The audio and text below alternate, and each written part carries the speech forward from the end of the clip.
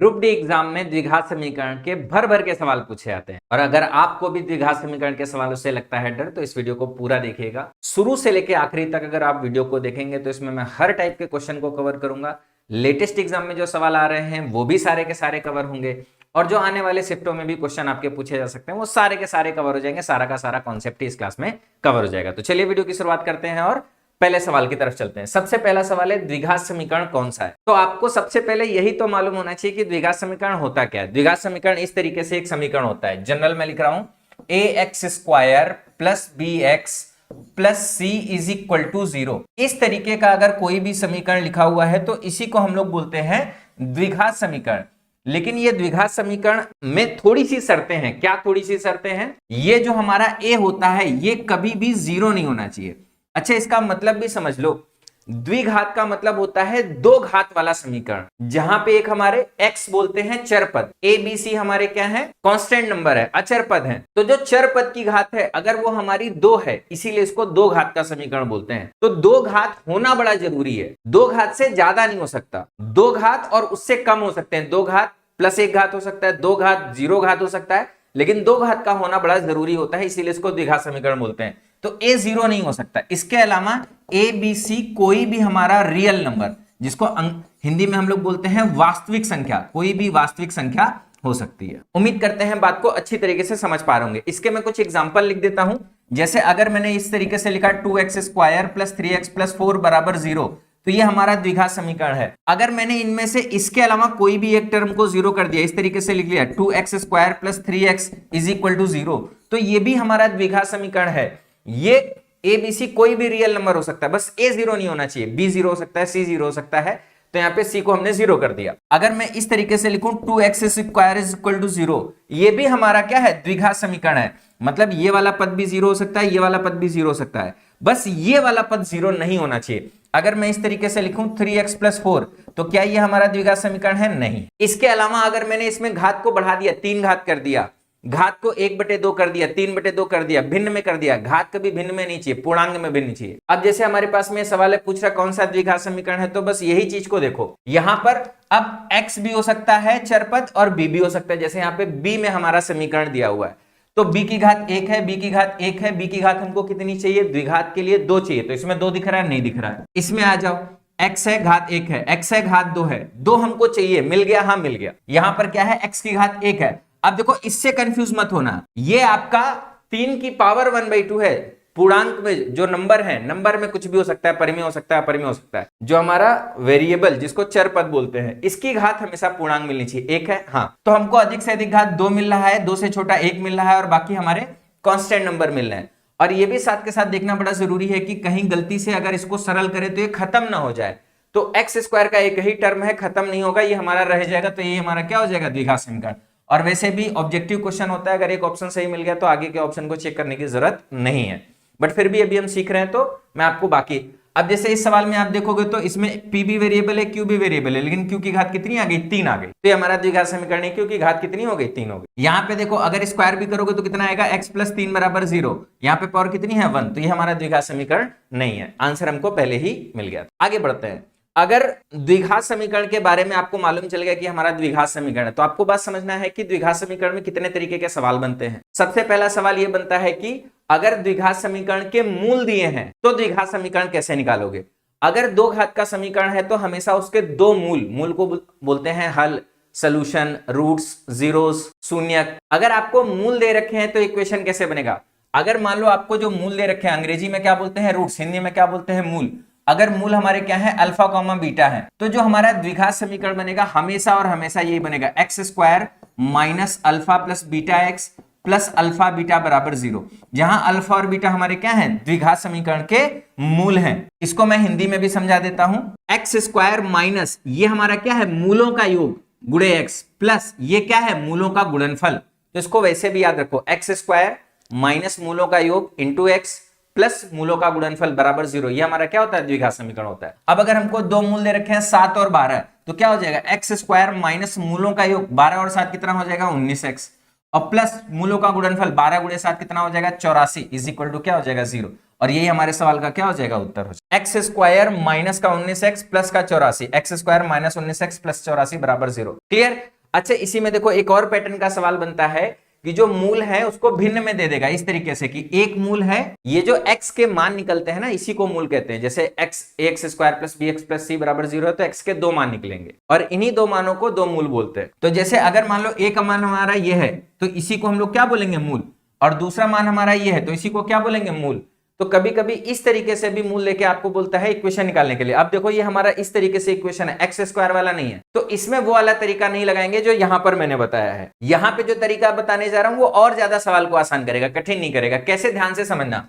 अगर ये हमारा मूल है तो क्या हो जाएगा, x बराबर 2/3 है तो इसको कैसे लिखोगे, 3 का गुणा इधर करोगे 3x बराबर 2 आ जाएगा, और इसको कैसे लिखोगे, 2 को इस तरफ लेकर जाओगे तो 3x minus 2 is equal to 0 आ जाएगा। इसी तरीके से इस वाले को भी ऐसे ही लिखोगे, x is equal to minus 1/2 है, 2 इधर जाएगा तो कितना हो जाएगा 2x बराबर -1, ये 1 इधर आ जाएगा तो 2x प्लस 1 बराबर 0। अब देखो ये भी 0 के बराबर है, ये भी 0 के बराबर है, इसका और इसका अगर आपस में गुणा कर दोगे तो क्या आ जाएगा 3x माइनस 2 और 2x plus 1 is equal to 0। यही हमारा क्या हो जाएगा, द्विघात समीकरण हो जाएगा। और ये जो तरीका मैंने बताया है, ये वाला जो तरीका है, इस तरीके से इस सवाल को भी सोल्व कर सकते हो। ये x बराबर 7 है, ये x बराबर 12 है, x माइनस 7 बराबर 0, x माइनस 12 बराबर 0, x बराबर 7 है तो क्या हो जाएगा x माइनस 7 बराबर 0, और x बराबर 12 है तो क्या हो जाएगा x माइनस 12 बराबर 0। और फिर क्या करोगे, इन दोनों का गुणा करो, x माइनस 7 और x माइनस 12, ये हमारा क्या आ जाएगा 0। अगर ये हमारा द्विघात समीकरण है, ये हमारा द्विघात समीकरण, तो इसको बोलते हैं इस द्विघात समीकरण के दो गुणनखंड। तो गुणनखंड के रूप में भी इस तरीके से लिखा जा सकता है। अब जब इन दोनों को आपस में गुणा करोगे तो अपने आप आपको यही वाली चीज मिल जाएगी, मतलब ये इसके बराबर और ये इसके बराबर। उम्मीद करते हैं कि बात को अच्छी तरीके से समझ गए होंगे। तो इस सवाल का आंसर मैच करा लेते हैं, 3x माइनस 2 होना चाहिए, 3x माइनस 2 इसमें है, इसमें है, और 2x प्लस 1 होना चाहिए तो किसमें है, इसमें। आंसर हमारा क्या हो जाएगा, सी ऑप्शन। तो अगर मूल दिए हैं तो द्विघात समीकरण कैसे निकालना है, उम्मीद करते हैं कि आप बात को समझ गए होंगे। चलो अगला। अब अगर मान लो द्विघात समीकरण दिया है और आपको बोलना है मूल निकालना है तो कैसे निकालोगे। देखो इसके निकालने के दो तरीके हैं, लेकिन अगर आपको मालूम चल रहा है कि जो मूल है ये हमारे क्या है, परिमेय संख्याएं, जो करनी में नंबर नहीं होते। जैसे हमारे ये नंबर है p/q के रूप में लिखा जाता है तो ये हमारे क्या होते हैं, परिमेय होते हैं। लेकिन अगर कोई रूट के अंदर है, √2, √3, √4, तो ये हमारे क्या है, अपरिमेय संख्या है। अगर हमारे इस तरीके की संख्याएं होती हैं तो बड़े आसानी से हम लोग रूट निकाल सकते हैं। कैसे, मेरी बात को बड़े ध्यान से समझना। 7x square minus 10x plus 3 is equal to 0 दिया हुआ है। हमको क्या करना है, ये वाला जो नंबर है इसको दो टुकड़ों में तोड़ना है। कैसे दो टुकड़ों में तोड़ना है, कि जिनका योग इसके बराबर आना चाहिए लेकिन जिनका गुणनफल इसके बराबर आना चाहिए। मतलब ये नंबर और ये नंबर, ये जो चिन्ह यहां पे लगा है इसको साथ में लेना है। तो इसको 7 और प्लस 3 करोगे तो कितना आ जाएगा, 21 आ जाएगा। तो हमको इसको दो टुकड़ों में तोड़ना है कि योग क्या मिले, -10 मिले, और गुणा क्या मिले, 21 मिले। तो साफ साफ समझ में आ रहा है, -7 और -3 दो टुकड़ों में हमने तोड़ा। जोड़ोगे तो -10 मिलेगा और गुणा करोगे तो माइनस माइनस प्लस क्या मिल जाएगा, 21 मिल जाएगा। अब इसके बाद देखो डायरेक्ट उत्तर लिखेंगे। कैसे, ध्यान से मेरी बात को समझना। जो हमारा x का मान होगा, ये जो नंबर है इसका जो चिन्ह है, इसके चिन्ह को पलट देना है। माइनस है तो प्लस कर दोगे, प्लस है तो माइनस कर दोगे, -7 है तो क्या करेंगे, +7 कर देंगे। और x स्क्वायर के बगल में जो नंबर है ये a होता है, इससे हमेशा क्या करेंगे, भाग कर देंगे। जो जैसा यहां किया वैसे यहां करेंगे। -3 को क्या करोगे, +3 करोगे, और क्या करोगे, इसी 7 से भाग कर दोगे। अब देखो आपके x के जो मान आ जाएंगे, 7 से 7 में भाग करोगे 1 आ जाएगा, 3 से 7 में भाग करोगे क्या आ जाएगा, 3/7। तो देखो अपने को मूल मिल गया। यही हमारे सवाल का क्या हो जाएगा, उत्तर हो जाएगा। और मैं आपको बता दूं, ये जो तरीका मैंने बताया है आपको कहीं देखने को मिलेगा नहीं, सिर्फ और सिर्फ मेरे पास ये तरीका आपको देखने को मिलेगा, और बहुत ही आसान तरीका है। कोई भी सवाल हो आप इसी तरीके से हल कर। चलो, अब अगर द्विघात समीकरण देखे और मूल निकालने, अब मूल किसमें है, करनी के अंदर है। तो अगर करनी के अंदर है तो आपको फॉर्मूला मालूम होना चाहिए। अगर हमारा ax square plus bx plus c बराबर 0, अगर ये हमारा द्विघात समीकरण है तो इसके दो मूल होते हैं, और इसको हम लोग कैसे निकालते हैं, श्रीधराचार्य मेथड से। इसको द्विघात फॉर्मूला भी कहते हैं। क्या होता है, -b plus minus √b square minus का 4ac अपॉन में 2a। इसको आपने बचपन में भी, मतलब छोटी क्लासेस में भी पढ़ा होगा। श्रीधराचार्य मेथड बोलते हैं, क्वाड्रेटिक फार्मूला अंग्रेजी में बोलते हैं। बस यही मेथड लगा के इस सवाल को हमको सॉल्व करना है।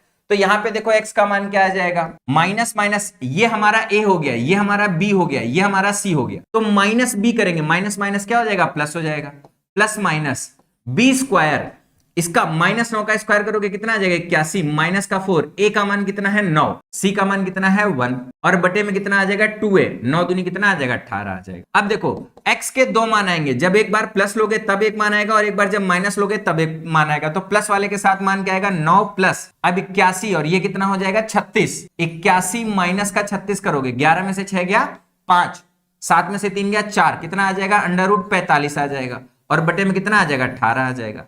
एक बार प्लस के साथ मिलेगा और एक बार क्या मिलेगा माइनस के साथ मिलेगा, 9 माइनस √45 और बटे में 18। अब मैच कराओ, क्या और सॉल्व करना है, आसान करना है? नहीं करना है, इतना ही रखना है। वैसे थोड़ा और आसान हो जाएगा, यहाँ 3 यहाँ 3 यहाँ 3 सब जगह 3 है, कट जाएगा, लेकिन करना नहीं है। 9 + 45 बटे 18, 9 - 45 बटे 18, आंसर क्या आ जाएगा सी। उम्मीद करते हैं कि बात को बहुत अच्छी तरीके से समझ गए। चलो कह रहे सी का मान ज्ञात कीजिए ताकि द्विघात समीकरण ये और ये का एक उभयनिष्ठ मूल 11 है। अब देखो इसमें टोटल 3 तरीके के सवाल बनते हैं। कितने तरीके के? 3। दो समीकरण में एक मूल उभयनिष्ठ होगा और उसका मान दिया होगा, और एक ऐसा सवाल बनेगा जहां पे बोला जाएगा एक मूल उभयनिष्ठ है लेकिन मान नहीं देगा, और एक सवाल ऐसा बनेगा जिसमें बोलेगा दो मूल उभयनिष्ठ है, मतलब इसके भी दोनों मूल, इसके भी दोनों मूल क्या है? उभयनिष्ठ है। तो कितने केस बनेंगे? 3। पहला, दूसरा, तीसरा।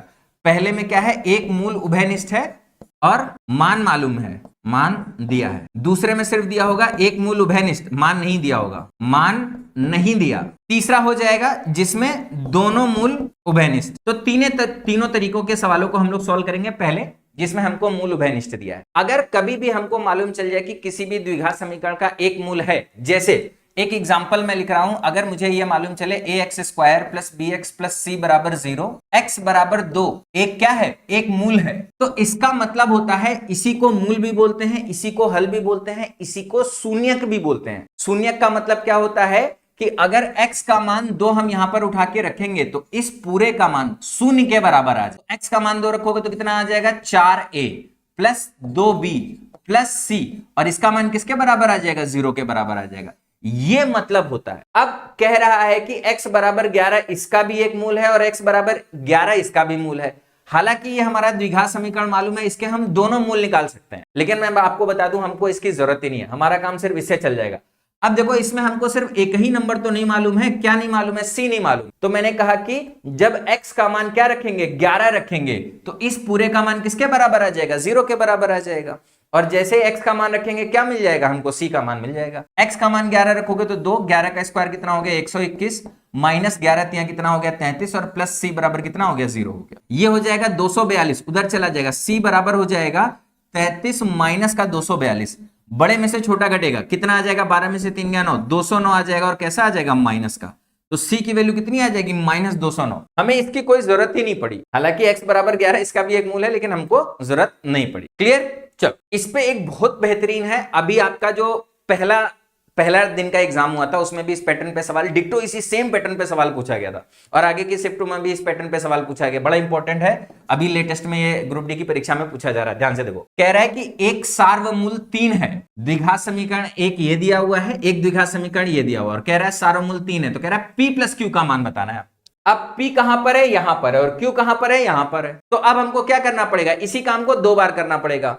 एक बार x का मान 3 रखोगे तो इसका मान 0 के बराबर होगा, तो p का मान आ जाएगा, और एक बार x का मान 3 यहां पर रखोगे तो इसका मान किसके बराबर आ जाएगा? 0 के बराबर।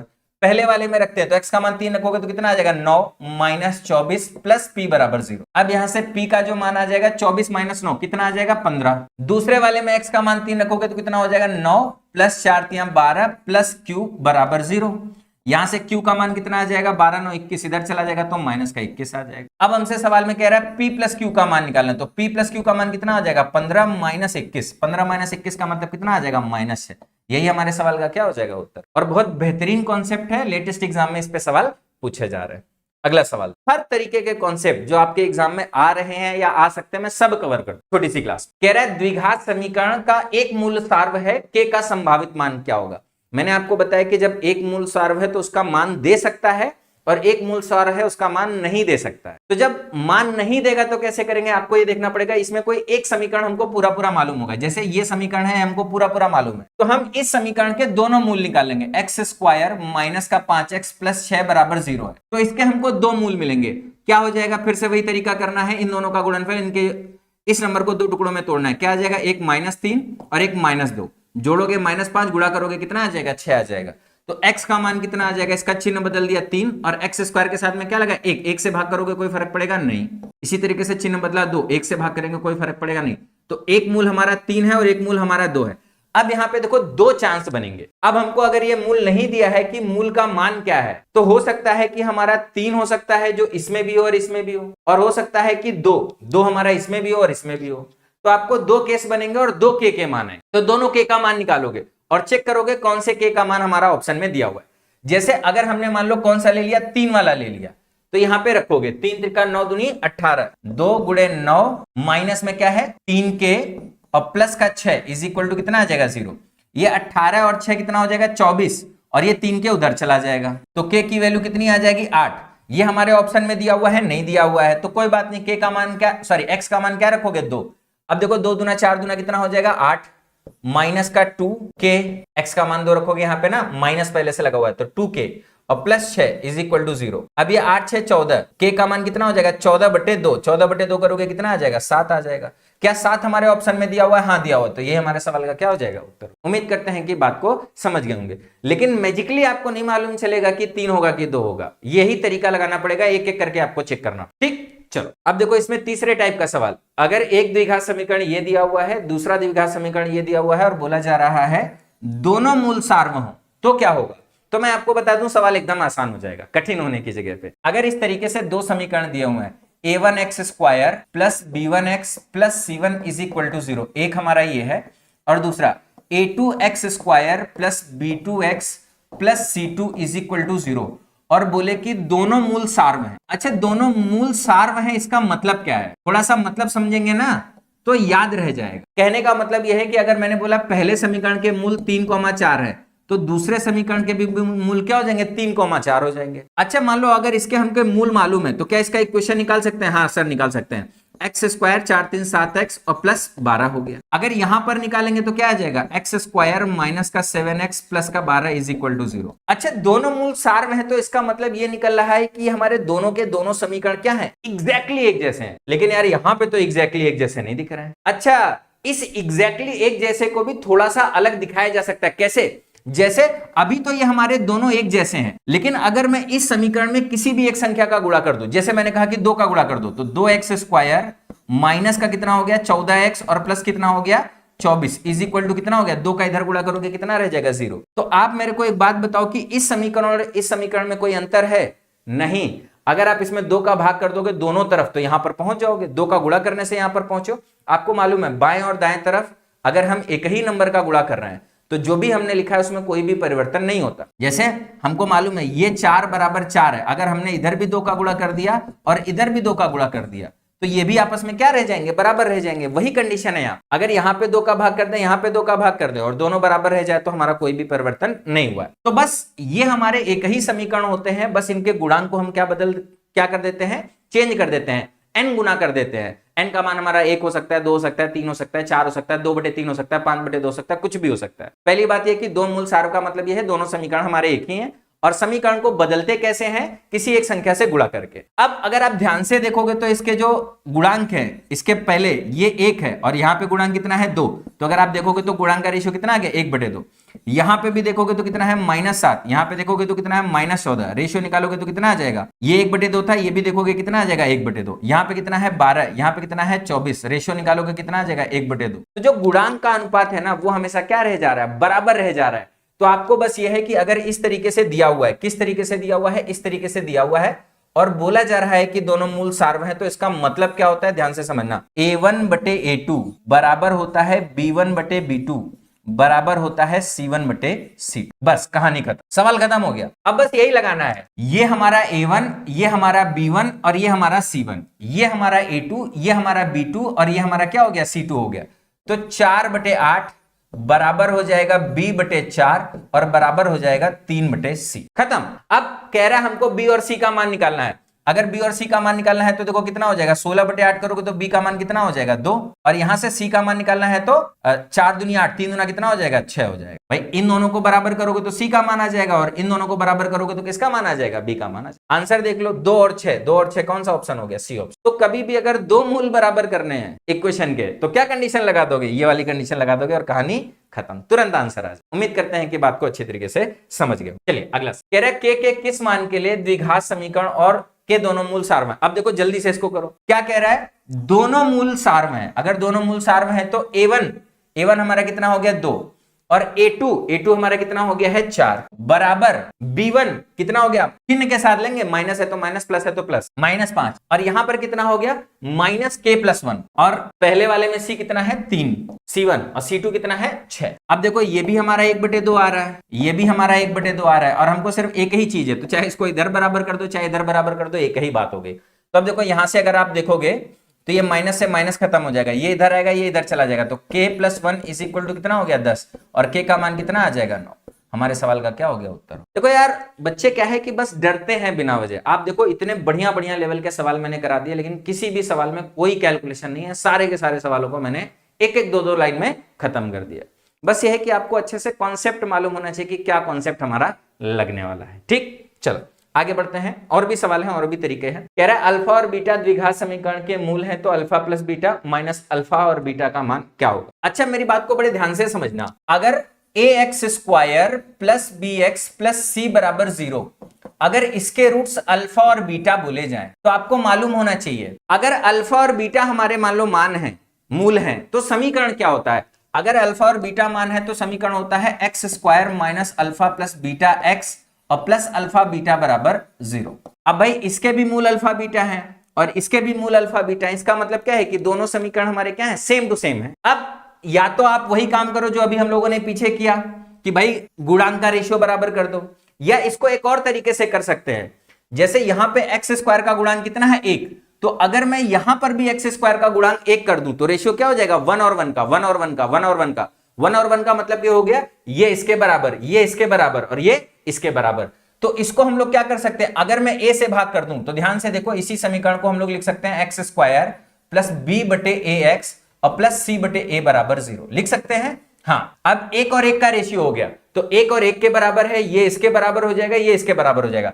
अच्छा अगर ये इसके बराबर हो जाएगा तो देखो माइनस अल्फा प्लस बीटा बराबर हो जाएगा कहां पे, b/a के बराबर। तो अल्फा प्लस बीटा किसके बराबर हो जाएगा, b/a के बराबर, और अल्फा इंटू बीटा किसके बराबर हो जाएगा, c/a के बराबर। अब देखो ये मैंने बड़े आसानी से आपको कॉन्सेप्ट भी बता दिया और बेसिक से भी समझा दिया कि ये कैसे आता है, लेकिन इसको आपको डायरेक्ट रिजल्ट के तौर पे याद रखना है।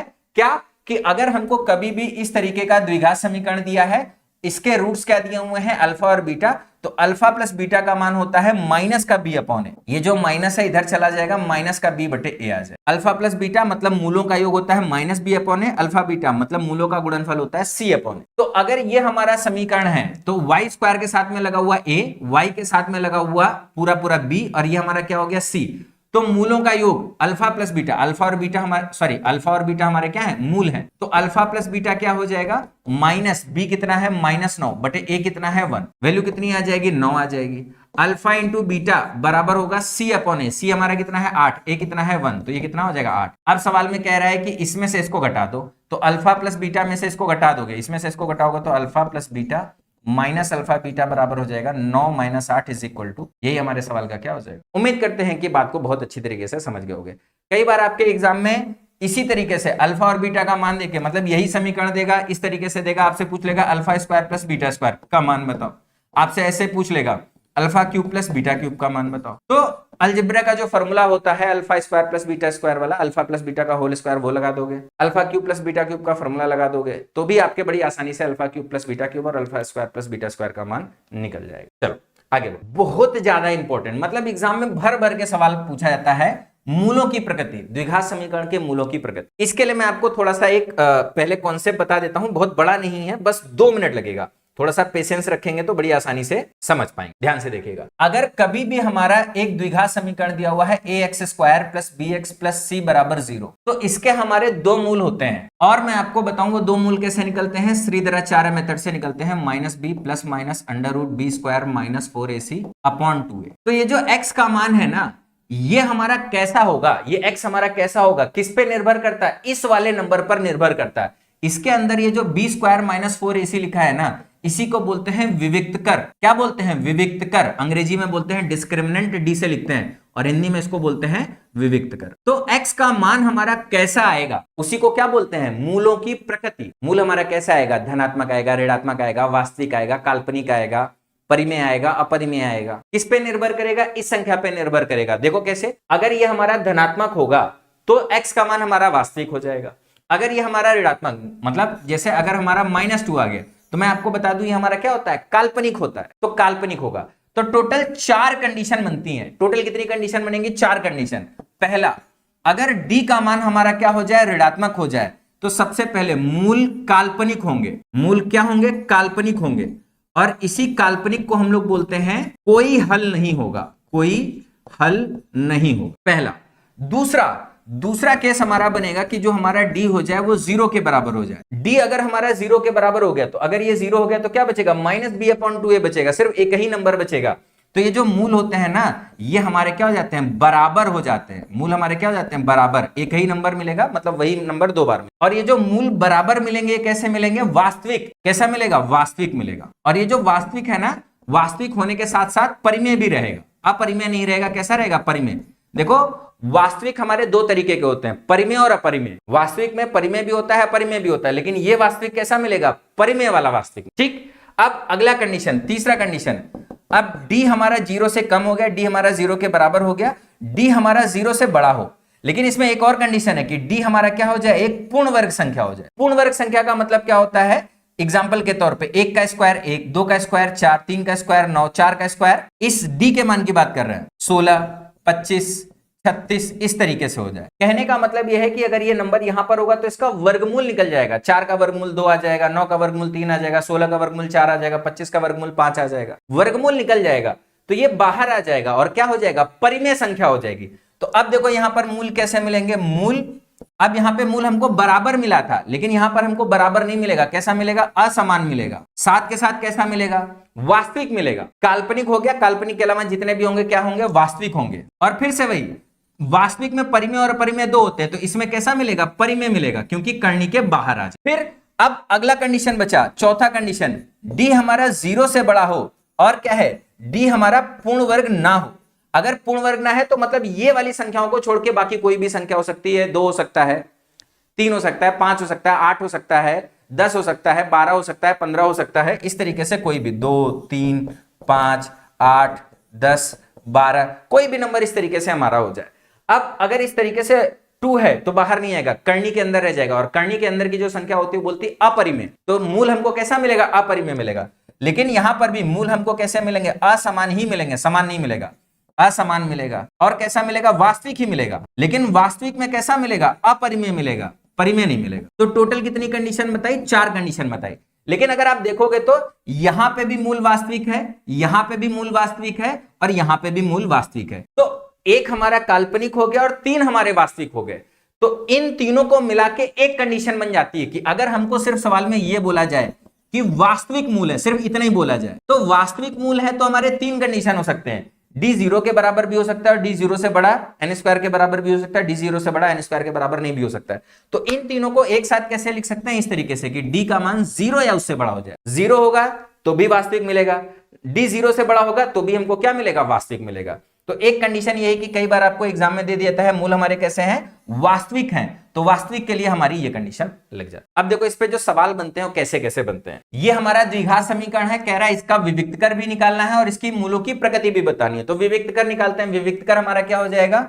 b² -4 का स्क्वायर -4, a हमारा 3, c हमारा कितना है? 2। तो 4 का स्क्वायर 16, 4 3 12 दूना कितना हो जाएगा? 24, 16 - 24 कितना हो जाएगा? -8। कैसा है? ऋणात्मक। ये हमारा d है। d क्या हो गया? -8। -8 का मतलब हो गया ये हमारा ऋणात्मक है। अगर ये हमारा ऋणात्मक है तो मूल कैसे हो जाएंगे? काल्पनिक हो जाएंगे। और काल्पनिक को ही हम लोग क्या बोलते हैं, कोई हल नहीं। अब विविक्त कर हमारा कितना आएगा, -8, और मूल क्या हो जाएंगे, काल्पनिक हो जाएंगे। और यही हमारे सवाल का क्या हो जाएगा, बात कर। उम्मीद करते हैं बात को समझ गए होंगे। अगला सवाल देखो, कह रहा है द्विघात समीकरण के मूलों की प्रकृति बताओ। अगर मूलों की प्रकृति बतानी है, अब देखो कई बार ऐसे होते हैं द्विघात समीकरण बड़े आसान होते हैं, इनके सीधे सीधे मूल निकल जाते हैं। जैसे ये सवाल है ना, इसका सीधे सीधे मूल निकल जाएगा। इन दोनों का गुणनफल कितना है, 6 है। क्या इसको 2 नंबर में तोड़ सकते हैं, एक -3 हो गया, एक -2 हो गया, एक -3 एक -2। तो अगर हम x का मान निकालेंगे तो क्या है, -3 को चेंज करोगे 3 और बटे में क्या आ जाएगा 3। दूसरा क्या हो जाएगा 2 और बटे में 3, तो कितना आ जाएगा 1,2/3। तो ये हमको क्या मिल रहे हैं, अब मैच करा लो।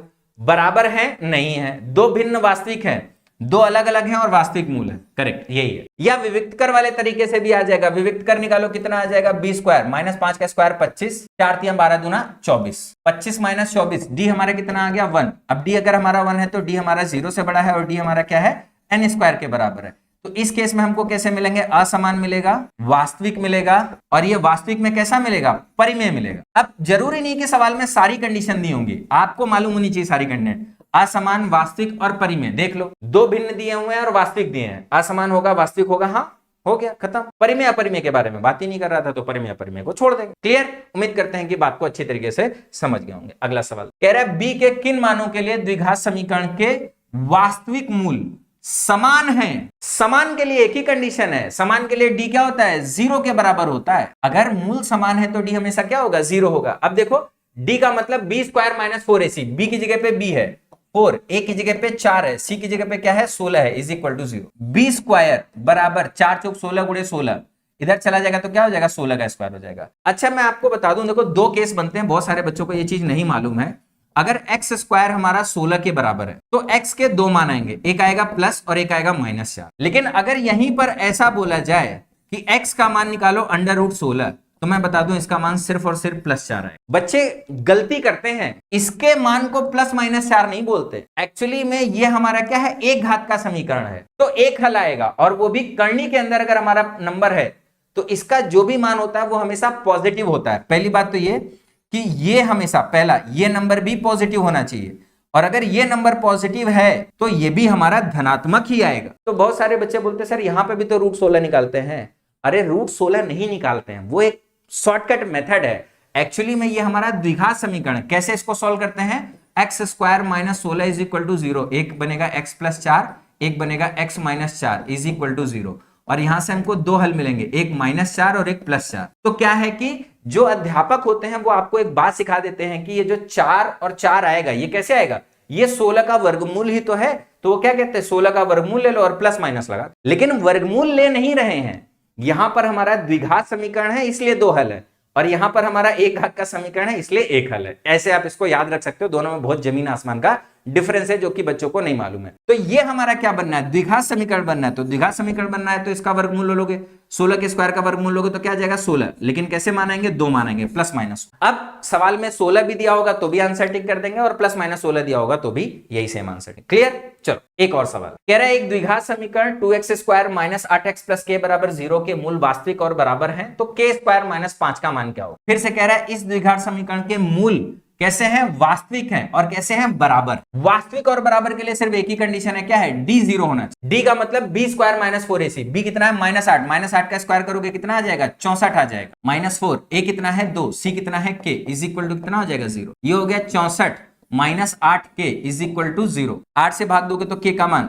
8 के बराबर 64, 8 से भाग कर दोगे तो k का मान कितना आ जाएगा 8। अगर k का मान 8 है तो क्या कह रहा है, k² - 5 का मान कितना होगा, 8 का स्क्वायर 64, 64 में से 5 जाएगा तो कितना हो जाएगा, 59 हो जाएगा, और यही हमारे सवाल का क्या हो जाएगा उत्तर। तो ये द्विघात समीकरण के जितने भी क्वेश्चन मैं लेकर आया था सारे के सारे कवर हो गए, और इन सारे के सारे क्वेश्चन से द्विघात समीकरण के वो सारे के सारे कॉन्सेप्ट कवर हो गए जो आपके एग्जाम में पूछे जा रहे हैं या पूछे जा सकते। उम्मीद करते हैं कि ये वीडियो पसंद आया होगा, सारे के सारे कॉन्सेप्ट अच्छे से समझ में आ गए होंगे। कोई बच्चा अगर ऐसा है जो द्विघात समीकरण को एकदम पहली बार पढ़ रहा है तो उसके लिए हो सकता है कि लेक्चर थोड़ा सा ज्यादा वैसा लगे कि अरे एक ही क्लास में इतनी सारी चीजें हो गई। तो आप इसी लेक्चर को 2-3 बार और देख लीजिएगा, सारे के सारे क्वेश्चन को 2-3 बार अपने से लगा लीजिएगा, फिर धीरे धीरे वो याद होना स्टार्ट हो जाएगा। जिन भी बच्चों को लेक्चर अच्छा लगा है तो वीडियो को लाइक कर देंगे, अगर चैनल पे नए हैं तो चैनल को सब्सक्राइब कर लेंगे ऐसे ही बेहतरीन कंटेंट के लिए। चलिए मिलते हैं अपने नेक्स्ट वीडियो में, तब तक के लिए बाय बाय, टेक केयर, जय हिंद।